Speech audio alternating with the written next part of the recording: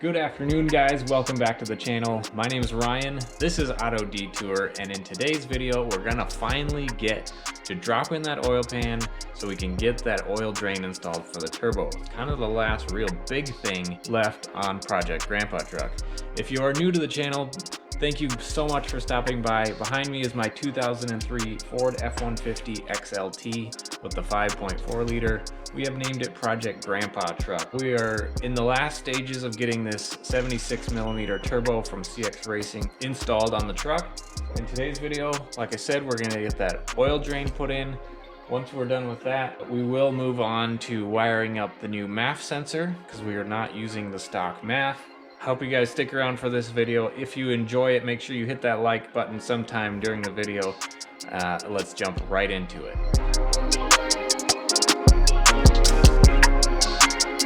So before we get started today, I got a couple of small updates for you. I am filming again with my GoPro Hero 7, so I hope the audio and video is better than they have been for the last few episodes. Second update is on the Viper over here. So if you watched my last video, we had a little bit of an unexpected event happen with the Viper. We had some PCV lines routed wrong, so it was sucking oil into the engine. Basically ended up with shooting a lot of white smoke out of the exhaust. So now that we no longer have a vacuum on the engine, my minor oil leak has turned into a major oil leak.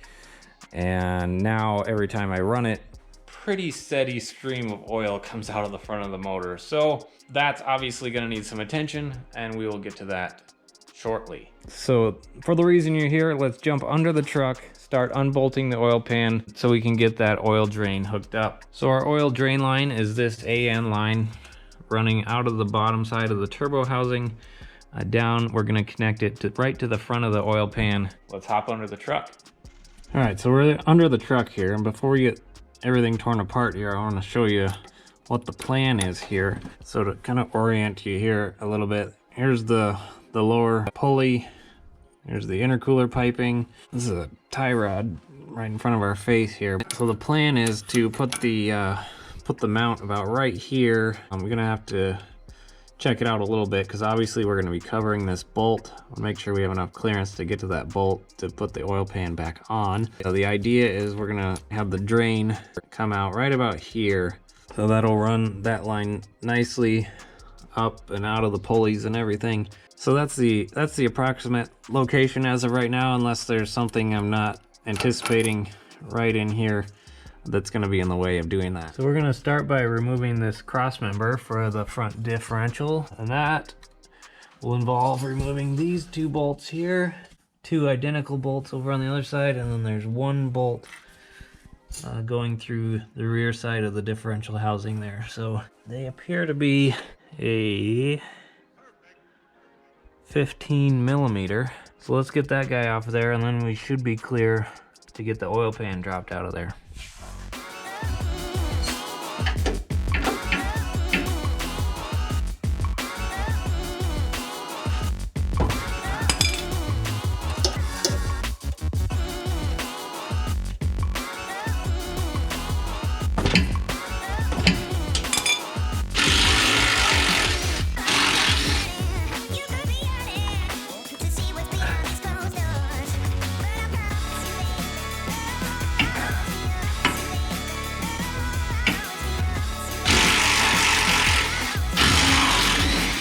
Alright, so after one smashed thumb, because apparently I don't own an 18mm deep socket, and I had to use that crescent wrench, the cross member's out. So now let's jump under there and get that oil pan out of there.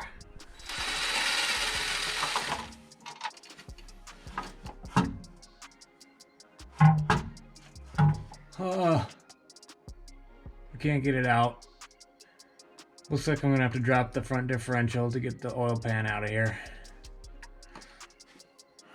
Got it loose, but there's no way it's gonna clear the bell housing and the top of the differential here. I'm gonna have to drop the differential, looks like maybe just a couple inches, so maybe I can get away with only dropping one side down a little bit, but looks like that's what's got to happen to get this oil pan out of here. All right, so it's a new day. I have some sleep now. I'm a little less angry now from smashing my thumb, and I was getting frustrated with getting the oil pan out of there. So some sleep and a new day. The new plan is to now go under there and drop the front axle down, the front diff down, low enough hopefully to get the oil pan out of there. But unfortunately, in order to do that, I'm gonna have to take the crossover pipe out again, which is kind of a pain because the four-wheel drive line hits it, so it's not allowing me to lower it down anymore.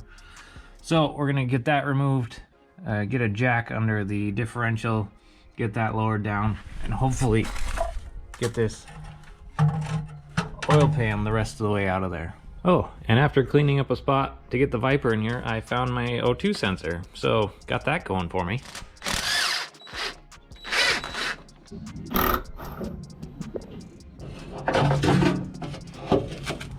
Okay, crossover pipe is out again for the third, fourth, possibly seventh time. So the front axle has that one mounting bolt right over there, and I removed this one, and there's another one on the front side up here.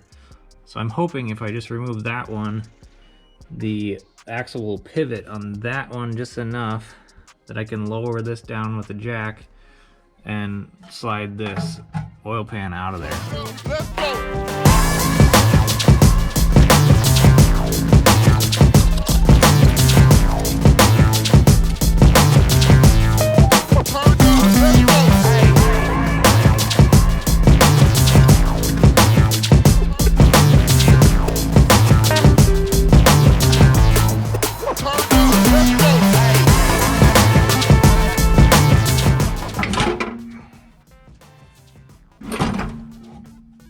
Whoa.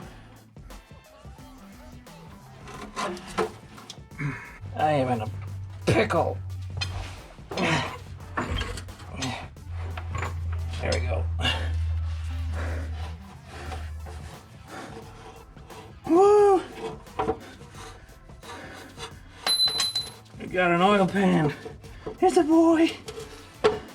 All right, so after a little closer examination, our oil pickup tube is right here where I was planning on putting the oil drain. So that is not gonna work. So it looks like a better location is gonna be right in the center of the oil pan right here. Nothing in the way, and we're also not in the way of putting these bolts back in that hold the oil pan. So new plan is to put the oil drain right there, right front and center on the front of the oil pan. All right, so I got the oil pan set up over here. I've marked where I want the hole to be drilled, making sure that I give myself enough clearance so the nut portion has enough room to clear the ridge on the oil pan.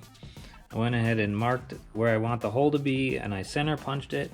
I'm just gonna pray that I have a drill bit big enough to clear this thing. So how this guy works is it's kind of a sandwich fitting.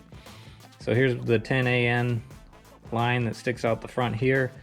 We got these two washers here, and basically just feed this through, put one washer on the inside, one washer on the outside, and kind of just sandwich this guy right on the front, tighten it up, and pray that it doesn't leak. The little washers that come with these guys actually have a metal outside and rubber O-ring, and the O-ring portion of it is thicker than the metal, so the metal sort of acts like a standoff and squishes the rubber pieces, making a seal on both sides so that oil, you know, preferably doesn't leak out, but we'll find out. There goes nothing.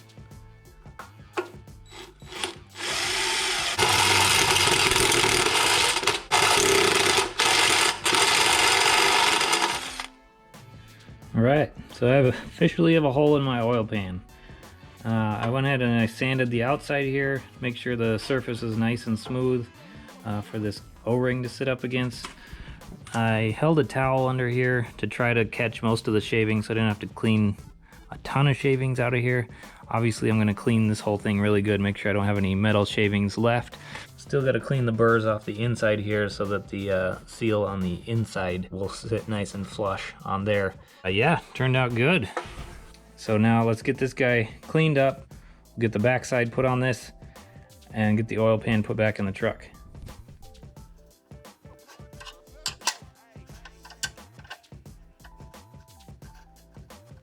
Here we go. We now have an oil drain that's hopefully sealed, and with our 10 AN fitting on the outside of the oil pan. So now let's get all these little metal shavings out of the oil pan here and get it put back up in the truck. There we go. The oil drain is finally in. I didn't film any of getting the pan back in there just because, I mean, that's pretty basic stuff. There was a slight scare there. I thought that the nut on the AN fitting was gonna hit the harmonic balancer down here. And it looks like it's touching, but I'm gonna take this zip tie here and show you.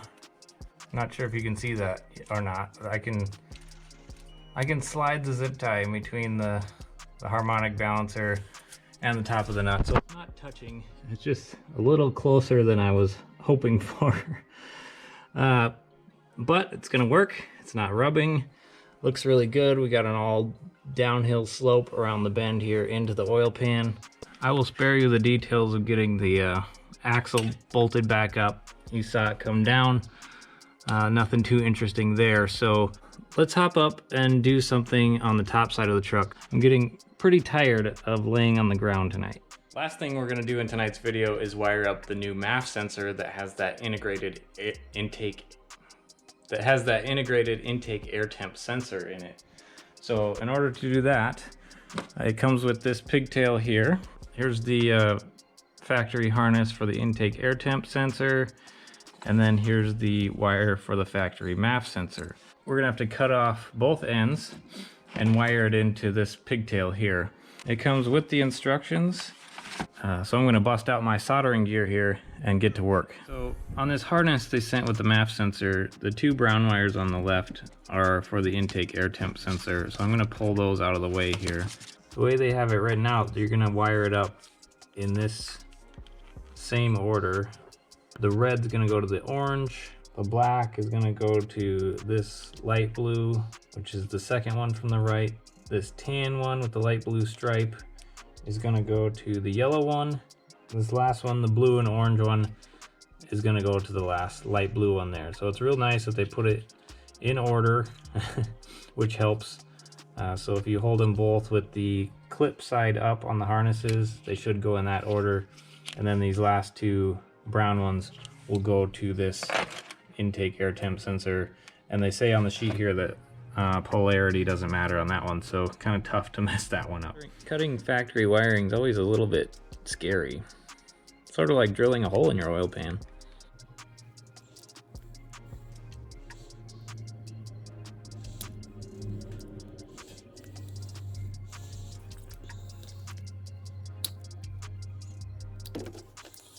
So you have the connector cut off there. Now we can remove this seal.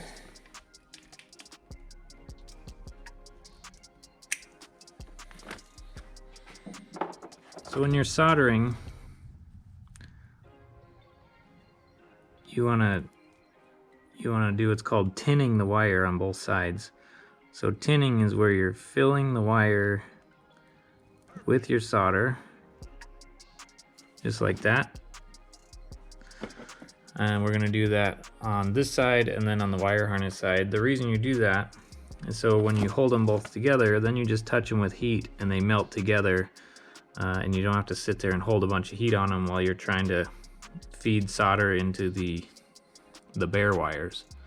And also, when you're using a soldering iron, make sure you have a wet paper towel or something to clean the tip off like this between soldering. That's gonna help you a lot with keeping all the junk off the tip of your soldering iron. So now we're gonna tin the red wire on the harness side.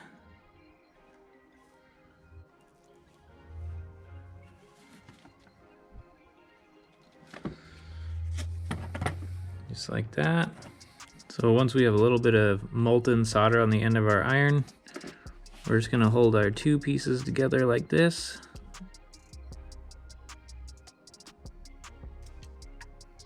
That way they'll both just flow together.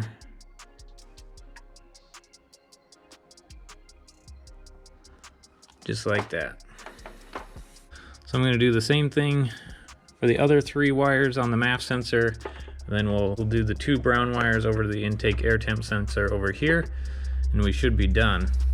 And I should mention, before you start soldering, if you're going to use like a heat shrink, I have this piece of heat shrink here that I'm going to slide over all these after I wrap them in electrical tape. I mean, I wish I had some small heat shrink to go over each individual wire. I just don't have any that small right now, unfortunately. So I'm going to wrap them in electrical tape, and then I'll slide this big piece of heat shrink over to cover all the connections, protect them. I think I have a little extra of this corrugated black plastic wire loom cover from one of the things I took off the PCV system up here, and we'll slide that over the whole thing and it'll look factory.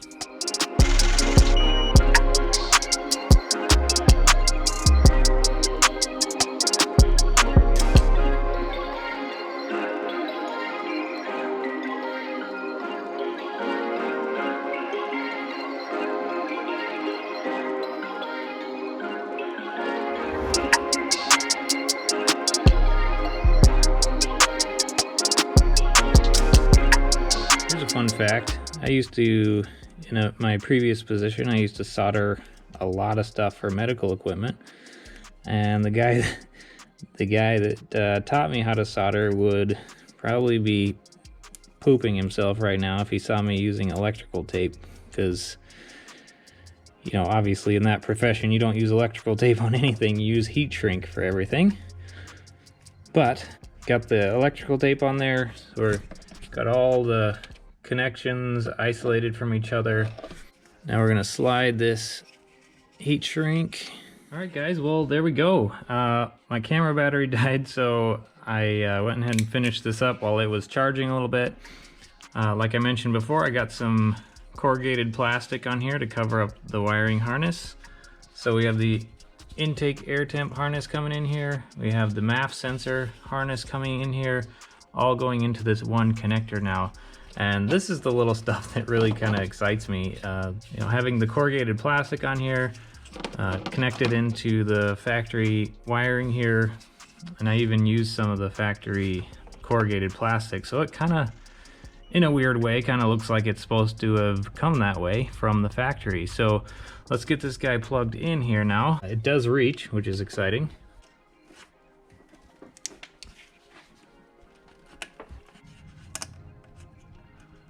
So there we go, our new MAF sensor is installed. I could not have asked for that to turn out any better, so I'm really excited how that turned out. I may get it put on the other side of this oil line just so they're not rubbing together. And it looks like, I didn't notice that, but the intake air temp wires might need to go under the cruise control cable here. So in the next video, we're gonna be going over the boost controller, boost gauge, and the, what else? There's one other thing that goes in there. Boost controller, boost gauge, oh, and the wideband. That's all in one in the setup that I got. We'll be going over that in the next video, getting that installed, because I'm not gonna start it without having a wideband connected, just because I wanna have that little bit extra monitoring for when I fire it up for the first time. That's gonna do it for today's video. Got a lot of big stuff done today. If you guys enjoy this video series, please hit that like button. It helps the channel grow. Hit that subscribe button if you haven't already. And as always, for you guys that like supporting the brand and the channel, I do have merchandise links in every video down below. So I appreciate all you guys' support. Thank you guys so much for watching. Have a great night. I'll talk to you next time.